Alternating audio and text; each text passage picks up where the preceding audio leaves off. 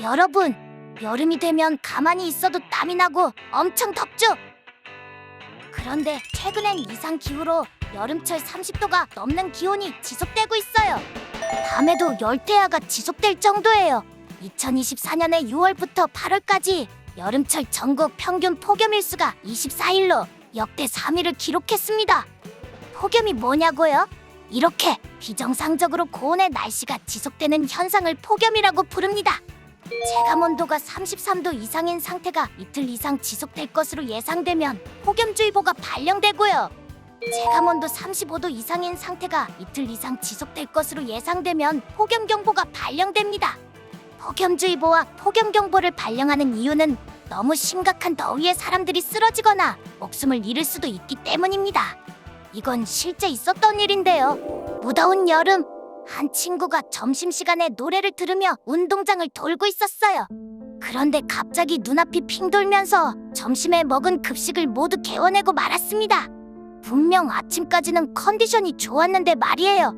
몸이 좋지 않아 보건실로 향하던 친구는 보건실에 도착하지 못하고 쓰러져 버렸어요. 무슨 일이 있었던 걸까요? 여러분, 일사병과 열사병이라고 들어봤나요? 날이 너무 더운 날, 야외에서 오랜 시간 있으면 땀을 흘리게 되죠.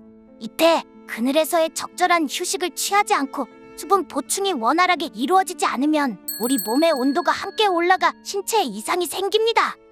신체의 온도가 37도에서 40도 사이로 올라가면 일사병, 40도가 넘어가면 열사병이라고 말하죠.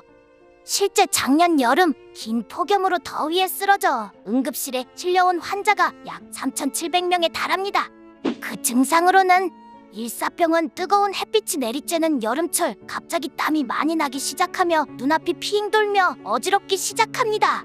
혹은 머리가 깨질 듯이 아프거나 속이 메스꺼워 구토를 할 수도 있습니다. 증상을 잘 알고 있어야 대처가 가능한데요. 즉시 모든 활동을 중단하고 서늘한 곳으로 이동해 그늘이나 에어컨이 가동되는 곳에서 휴식을 취합니다. 이때 젖은 수건이나 찬물을 통해 빠르게 체온을 낮추는 것도 방법. 물이나 이온 음료를 마셔 수분을 보충해주는 것도 잊지 마세요. 일사병은 서늘한 환경에서 충분한 휴식과 수분을 섭취하면 30분 1시간 이내에 괜찮아집니다. 하지만 만약 일사병을 눈치채지 못하고 방치하면 생명이 위험한 열사병으로 이어집니다. 열사병의 증상은 더욱 심각한데요. 이유 없이 손발이 떨리고 몸에 경련이 일어나며 심한 경우 그대로 쓰러져 혼수 상태에 빠지고 맙니다. 열사병은 여러 장기를 손상시키는 응급 상황이므로 즉각적으로 처치하지 못하면 목숨을 잃을 수 있습니다. 몸에 이상을 느낀 즉시 병원으로 향해야 치료가 가능합니다. 여러분 이제 알겠죠? 더운 여름날 뜨거운 햇빛 아래에서 노는 건 자제하는 게 좋습니다. 조심 또 조심. 여러분, 여름의 폭염과 함께 조심해야 할 것이 또 있습니다.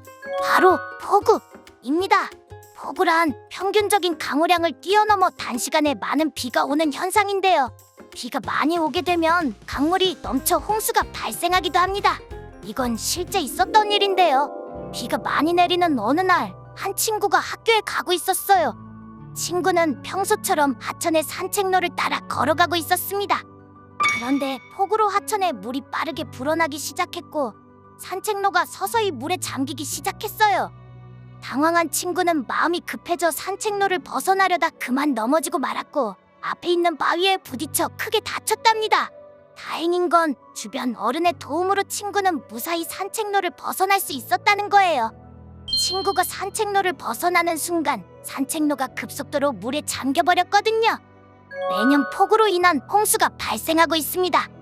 2022년엔 서울 강남역 일대가 침수되기도 했고 낮은 층에 살고 있던 몇몇 사람들은 집에 물이 차 목숨을 잃기도 했답니다.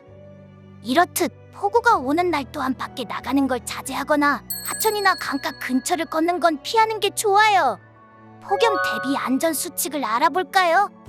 가장 더운 오후 2시에서 5시에는 야외 활동이나 놀이를 하지 않아요. 탈수 예방을 위해 물을 많이 마셔요. 어지럽거나 속이 메스꺼운 증상이 있으면 시원한 장소에서 휴식을 취해요. 그럼 폭우가 왔을 때 안전수칙은 어떨까요? 하천이나 강 주변으로 다니지 않아요. 물이 넘쳐서 불어난 곳은 건너가지 말고 피해요.